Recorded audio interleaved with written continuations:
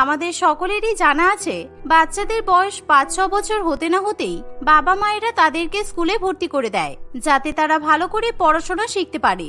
কিন্তু সাবিত্রী দেবীর বিষয়টা আলাদা। তার বয়স 65 বছর, কিন্তু সেও এবার স্কুলে ভর্তি হবে। বাবু, তুই আমাকে জোর করিস না। আমি এই বয়সে স্কুলে ভর্তি হতে পারবো না। ইতিমধ্যেই আমার 65 বছর বয়স হয়ে গেছে। আমি যদি এখন স্কুলে ভর্তি হই তাহলে সবাই কিন্তু আমার উপর হাসাহাসি করবে।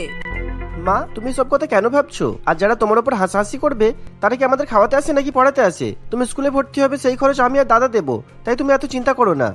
খরচের বিষয় নয়, বিষয়টা হলো বয়সের। আমি মানছি যে আমার পড়াশোনা করতে ভালো লাগে, তাই বলে পড়াশোনা করার তো একটা বয়স আছে। আমার আর এই বয়সে পড়াশোনা হবে না রে বাবু। তোমাকে কে বলেছে মা যে পড়াশোনা করার বয়স আছে? পড়াশোনা করার কোনো বয়স নেই, শুধু পড়াশোনা শেখার ইচ্ছা থাকা দরকার। আর তোমার তো সেই ইচ্ছাটা প্রবল, তাই আমি কালকে গিয়ে তোমাকে স্কুলে ভর্তি করে দিয়ে আসবো। আমি বুঝতে পারছি স্কুলে ভর্তি হলে আমাকে সবার কাছে অপমান সহ্য করতে হবে, কিন্তু তুই যখন জোর করছিস তাহলে আমি স্কুলে ভর্তি হব। কিন্তু তোকে আমার একটা কথা অন্তত মানতে হবে, তুই এবার বিয়ে করে বাড়িতে বউ নিয়ে আয়। বিয়ের কথা শুনে সাবিত্রী দেবীর ছেলে বাবু ভীষণ পরিমাণে লজ্জা পেয়ে যায়। শহরে একটা অ্যাপার্টমেন্টে সাবিত্রী দেবী, তার স্বামী, 2 ছেলে এবং বড় বৌমা ও এক নাতিকে নিয়ে বাস করে। ছোটবেলায় সাবিত্রী দেবী যখন স্কুলে পড়াশোনা করছিল সেই সময় তার বাবা ছেলে দেখে তার বিয়ে দিয়ে দেয়। তাই তারপর থেকে সাবিত্রী দেবী আর পড়াশোনা করতে পারেনি। কিন্তু সাবিত্রী দেবীর মাথা খুবই পরিষ্কার আর তার সাধারণ জ্ঞানও অনেক। তাই সেই কারণে 2 ছেলে বড় হয়ে চাকরি করার পর ঠিক করে তারা তাদের মাকে স্কুলে ভর্তি করে আবার পড়াশোনা শেখাবে। প্রথমে সাবিত্রী দেবী স্কুলে ভর্তি হতে রাজি না হলেও পরে সে রাজি হয়ে যায়। দাদা চল, মাকে নিয়ে আমরা স্কুলে যাই, আর আজকেই মাকে স্কুলে ভর্তি করে দিয়ে আসবো। কেননা এই মাস থেকেই তো নতুন সেশন শুরু হচ্ছে, আর আমি ঠিক করেছি মাকে মডার্ন হাই স্কুলে ভর্তি করবো, কারণ ওখানে ইংলিশটা আর অঙ্কটা খুব ভালো করে শেখানো হয়।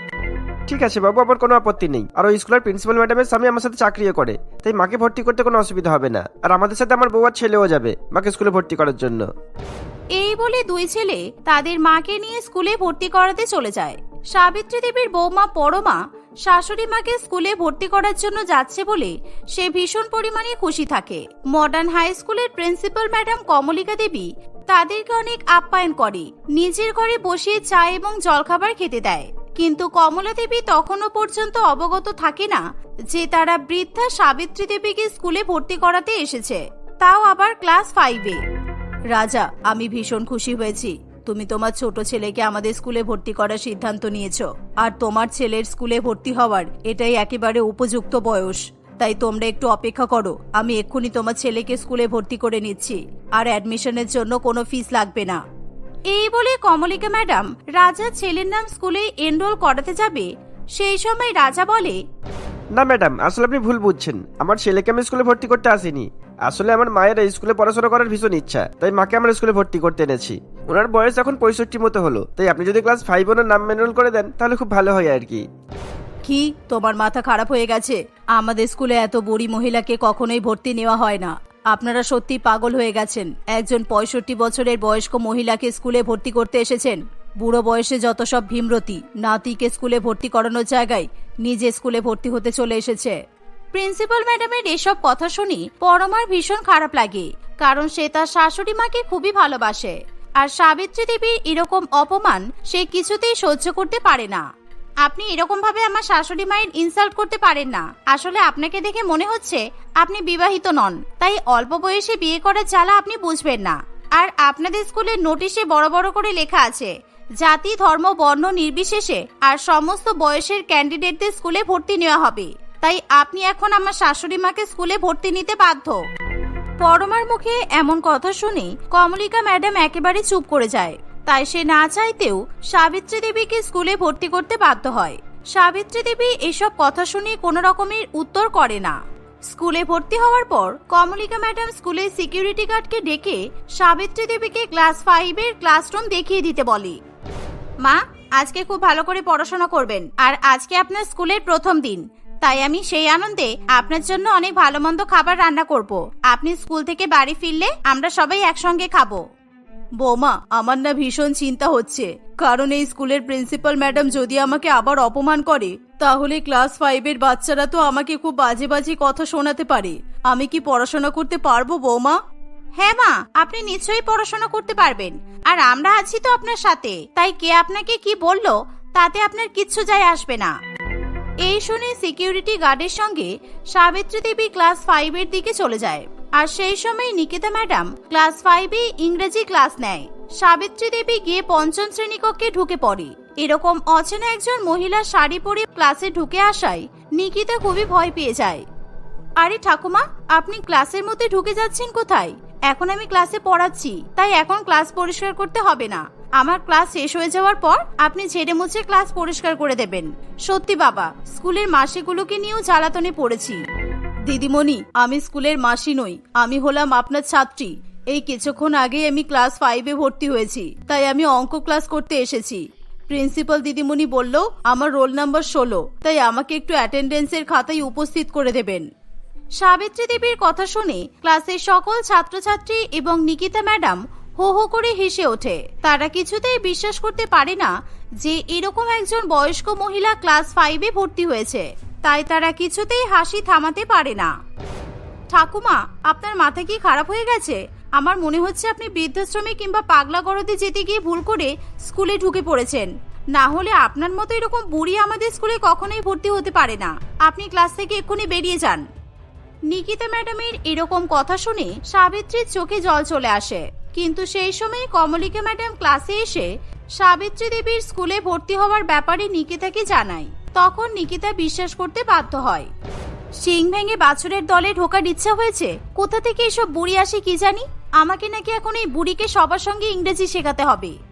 দিদিমণি, আপনি আমার সাথে এভাবে কথা বলবেন না। আমার খুব ভয় করছে। আমি পড়াশোনা করতে ভালোবাসি, তাই আমি আপনার সব কথা শুনে চলবো। আর আপনি যে হোমওয়ার্ক করতে দেবেন আমি সবকিছু বাড়ি থেকে করে নিয়ে আসবো। কিন্তু আমি বয়স্ক বলে আমাকে এভাবে কথা শোনাবেন না। বুড়ো বয়সে আদিক্ষেতা। এখন চুপ করে বেঞ্চের উপর বসে পড়ুন। আর শুনুন, আপনি কিন্তু কোনো ছাত্র কিংবা ছাত্রীর পাশে বসবেন না। আপনি একা পেছনের বেঞ্চে বসবেন। আর এসব শাড়ি পরে স্কুলে আসা যাবে না। মাথায় ঘোমটা দেওয়া যাবে না। কালকে থেকে আপনি স্কার্ট পরে স্কুলে আসবেন আর বেনুনি বাঁধবেন। নিকিতার এমন কথা শুনে সাবিত্রী দেবী ভীষণ ভয় পেয়ে যায়, কারণ সে সারাটা জীবন ধরে শাড়ি পরে এবং মাথায় ঘোমটা দিয়েই এসেছে। এখন তাকে স্কুলে ভর্তি হওয়ার জন্য স্কার্ট পরে বেনুনি বাঁধতে হবে, তাই সে খুবই চিন্তায় পড়ে। আর নিকিতা ম্যাডাম ইচ্ছা করে সাবিত্রী দেবীকে অপমান করার জন্য তাকে স্কার্ট পরে স্কুলে আসার কথা বলে। আর মনে মনে নিকিতা খুবই আনন্দ পায়। স্কুল শেষ হয়ে যাওয়ার পর সাবিত্রী দেবী বাড়ি গিয়ে তার বড় বৌমাকে স্কুলের ইউনিফর্মের ব্যাপারে বলে। হ্যাঁ মা, আপনি কাল থেকে স্কুলের ইউনিফর্ম পরেই স্কুলে যাবেন। আর আমি আপনাকে বেনুনি বেঁধে দেব। এতে লজ্জার তো কোনো বিষয় নয়। আপনি কেন এত চিন্তা করছেন? তোমার মাথা কি খারাপ হয়ে গেছে? তোমাদের কথা শুনে আমি পড়াশোনা শেখার জন্য স্কুলে ভর্তি হয়েছি, কিন্তু তাই বলে এখন আমাকে বাচ্চা মেয়ের মতো স্কার্ট পরে বেনুনি বেঁধে স্কুলে যেতে হবে? না বড় বৌমা, আমার পক্ষে সম্ভব নয়। পরমা তার শাশুড়ি মায়ের কোনো কথাই শুনতে চায় না। সে সাবিত্রী দেবীকে জোর করে শপিং করতে নিয়ে যায় এবং তার শাশুড়ি মাকে স্কুলের ইউনিফর্ম কিনে দেয়। পরের দিন সকালবেলা সাবিত্রী দেবী স্কুলের ইউনিফর্ম পরে স্কুলে যাওয়ার জন্য তৈরি হয়। সে যখন রাস্তা দিয়ে হেঁটে হেঁটে স্কুলে যায়, তখন তাদের প্রতিবেশী সাবিত্রী দেবীকে দেখে খুবই হাসাহাসি করে আর টোন টিটকারি কাটতে শুরু করে দেয়। ওই দেখো, বুড়ি স্কার্ট পরে স্কুলে যাচ্ছে। এই স্কুল বুড়ি, বড় ছেলের বিয়ে হয়ে নাতি হয়ে গেল, ছোট ছেলের বিয়ে হবার বয়স হলো, কিন্তু এনার আদিক্ষেতা দেখো, বুড়ো বয়সে কচি সেজেছে। স্কুল বুড়ি। সাবিত্রী দেবী সব অপমান সহ্য করে। সে কোনো রকম কথা বলে না। স্কুলে পৌঁছে নিকিতা ম্যাডামের ক্লাসে ঢোকার পর তাকে আরো বেশি পরিমাণে অপমান সহ্য করতে হয়। সকল বাচ্চারা সাবিত্রী দেবীর বেনুনি এবং স্কার্ট ধরে টানাটানি করতে শুরু করে, আর নিকিতা তাকে ইচ্ছা করে খেপায়। ফলে সাবিত্রী দেবী আর অপমান সহ্য করতে পারে না। সে কাঁদতে কাঁদতে বাড়িতে ফিরে আসে।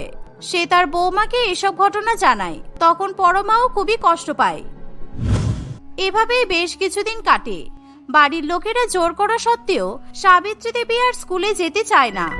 তোমরা স্কুলে যাওয়ার কথা এখন বাদ দাও, কারণ আমি বাবুর জন্য বিয়ের সম্বন্ধ দেখেছি, আর আজকে আমরা বাবুর হবু বউকে দেখতে যাব।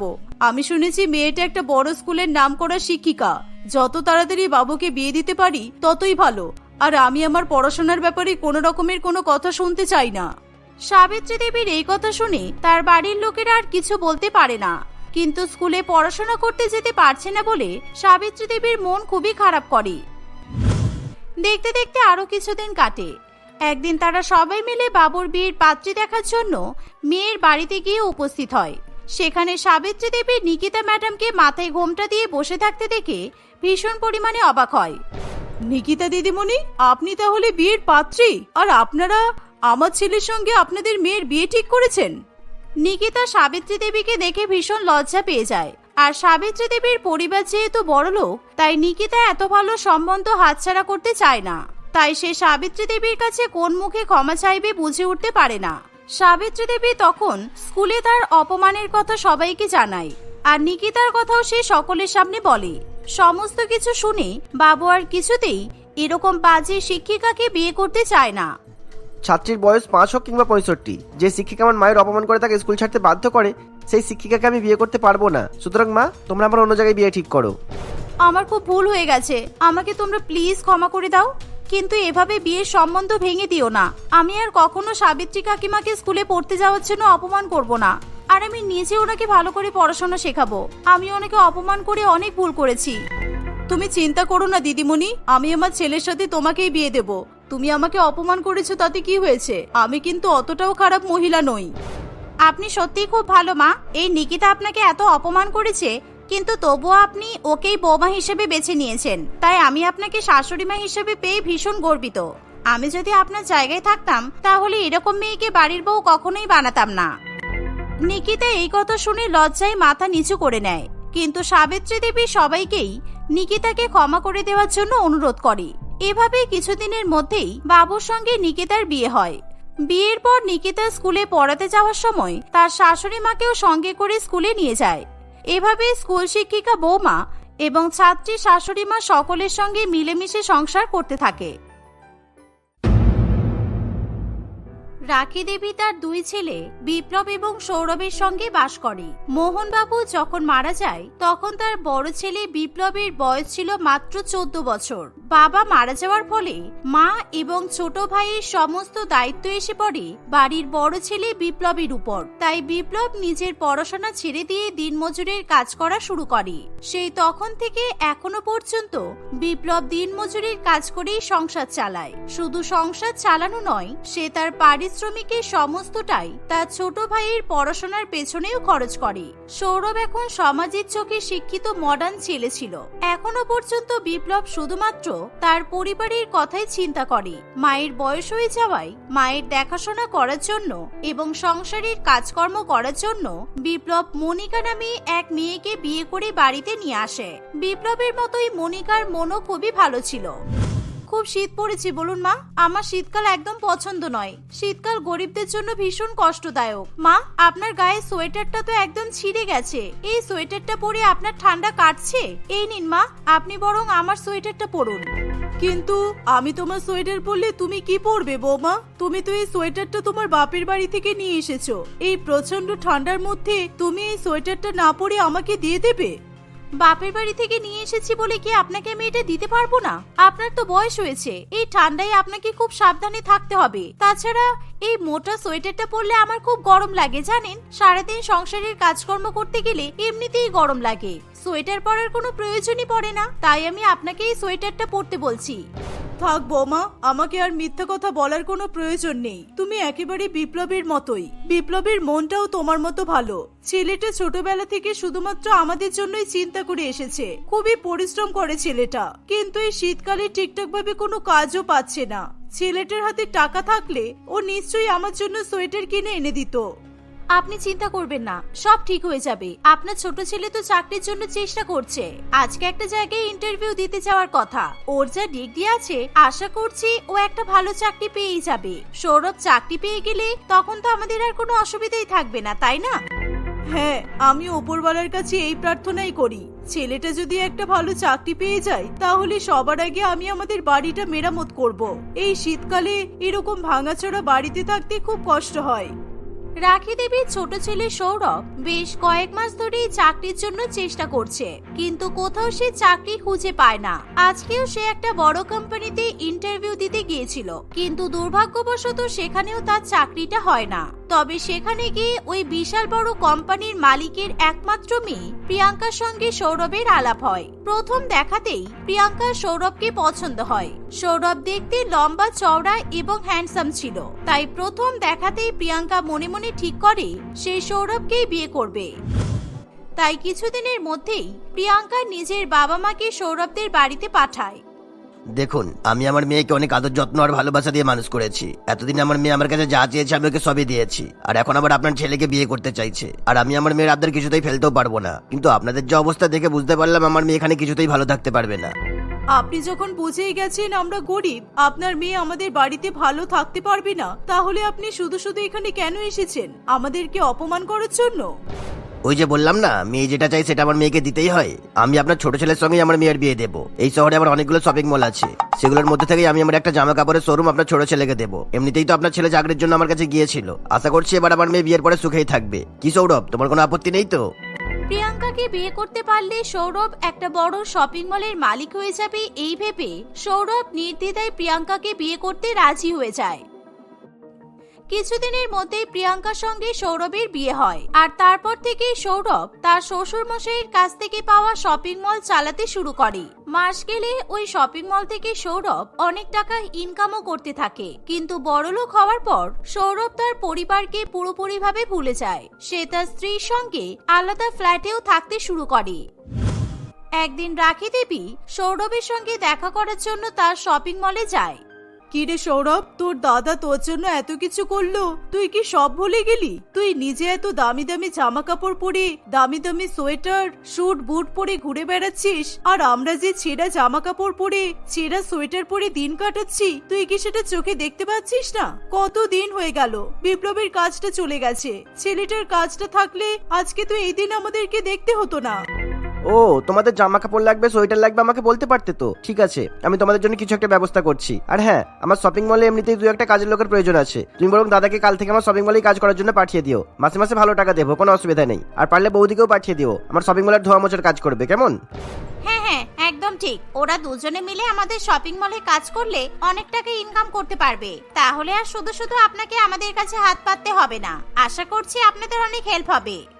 বিপ্লব যেহেতু খুবই সরল এবং সিধেসাধা ছিল, তাই সৌরভের সেই প্রস্তাব সে খুব সহজেই মেনে নেয়। পরের দিন থেকে বিপ্লব এবং তার স্ত্রী মনিকা দুজনেই সৌরভের শপিং মলে কাজ করার জন্য চলে যায়। সৌরভ এবং প্রিয়াঙ্কা দুজনেই সারাদিন তাদের শপিং মলেই থাকতো।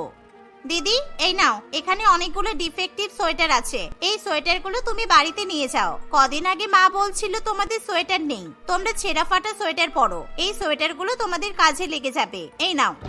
ওরে বাবা, এতগুলো সোয়েটার! কিন্তু এই সোয়েটারগুলো তো দেখে খুব ভালো মনে হচ্ছে, একেবারে নতুন তো। এতগুলো সোয়েটার তুমি আমাকে দিয়ে দেবে? এগুলো ভালো নয়, এগুলো ডিফেক্টিভ। কোনোটার হয়তো সেলাইয়ে গন্ডগোল আছে, আবার কোনোটাতে সাইজের গন্ডগোল আছে, ডিজাইনেও গন্ডগোল থাকতে পারে। বড় বড় শপিং মলে এরকম ডিফেক্টিভ প্রোডাক্ট বিক্রি হয় না, তাই এগুলো ফেলেই দিতে হয়। তোমাদের যেহেতু সোয়েটার নেই, সেই জন্য আমি এগুলো ফেলে না দিয়ে তোমাদেরকে দিয়ে দিচ্ছি। প্রিয়াঙ্কার কথা শুনে মনিকা খুবই খুশি হয়। মনিকা সেই সোয়েটারগুলো বাড়িতে নিয়ে এসে তার শাশুড়ি মাকে দেখায়। অতগুলো সোয়েটার একসঙ্গে দেখে রাখি দেবীও খুবই খুশি হয়। এতগুলো সোয়েটার তো নিয়ে এলাম, কিন্তু এখন এই সোয়েটারগুলো কি করব বলুন তো মা? আমাদের তো 2-4টে সোয়েটার হলেই চলে যাবে, কিন্তু বাকি সোয়েটারগুলো এরকম ভাবে রেখে দিলে তো নষ্ট হয়ে যাবে। আমাদের বাড়িতে রাখার তো সেরকম ভালো জায়গাও নেই। আইডিয়া মা, আমরা যদি এই সোয়েটারগুলো বিক্রি করি তাহলে কেমন হবে? মানে এই সোয়েটারগুলো তুমি বিক্রি করবে? হ্যাঁ মা, আমাদের এলাকায় তো অনেক গরিব আছে যাদের পরার জন্য ভালো সোয়েটার নেই। এই ঠান্ডার মধ্যে অনেকেই খুবই কষ্ট পাচ্ছে। আমরা যদি এই সোয়েটারগুলো কম দামে বিক্রি করি তাহলে আমরা তো গরিবদের একটু হলেও সাহায্য করতে পারবো, আর আমাদের হাতেও তাহলে অল্প কিছু টাকা আসবে। বাহ, তুমি তো খুব ভালো কথা বলেছো। এরকম তো করা যেতেই পারে। চলো আমরা বরং আজকে থেকেই এই সোয়েটারগুলো বিক্রি করতে শুরু করি। এই বলে মনিকা এবং তার শাশুড়ি মা সেদিন থেকেই সোয়েটারগুলো বিক্রি করতে শুরু করে দেয়। তারা দুজনে বাজারে সোয়েটারগুলো নিয়ে গিয়ে জোরে জোরে হাঁকতে শুরু করে। সোয়েটার নিয়ে যান, সোয়েটার! খুবই কম দামে সোয়েটার পাওয়া যাচ্ছে। 50 টাকা, 100 টাকা, 150 টাকার সোয়েটার। শপিং মলে সোয়েটার মাত্র 50 টাকা, 100 টাকা, 150 টাকায় পেয়ে যাবেন। তাড়াতাড়ি আসুন আর নিজেদের পছন্দ মতো সোয়েটার নিয়ে যান। এত কম দামে সোয়েটার পাওয়া যাচ্ছে দেখে অনেকেই তাদের কাছ থেকে সোয়েটার কেনে। এমন সময় সেখানে একজন খুবই গরিব মহিলা আসে। এই যে আমাকে একটা সোয়েটার দেবে গো, শুনলাম তোমাদের এখানে নাকি অনেক কম দামে সোয়েটার পাওয়া যাচ্ছে। আমার কাছে কিন্তু বেশি টাকা নেই, আমার কাছে মাত্র 10 টাকা আছে। এই 10 টাকা নিয়ে আমাকে একটা সোয়েটার দিতে পারবে গো? 10 টাকায় সোয়েটার কি করে হবে? 10 টাকায় আবার সোয়েটার পাওয়া যায়? আমরা মাত্র 50 টাকায় সোয়েটার বিক্রি করছি। তোমাকে সোয়েটার নিতে হলে 50 টাকা আনতে হবে। মা, এরকম বলবেন না, এনাকে 10 টাকাতেই সোয়েটারটা দেবো আমি। এনার মতো আরো অনেক গরিব আছে যারা টাকার অভাবে সোয়েটার কিনতেই পারে না।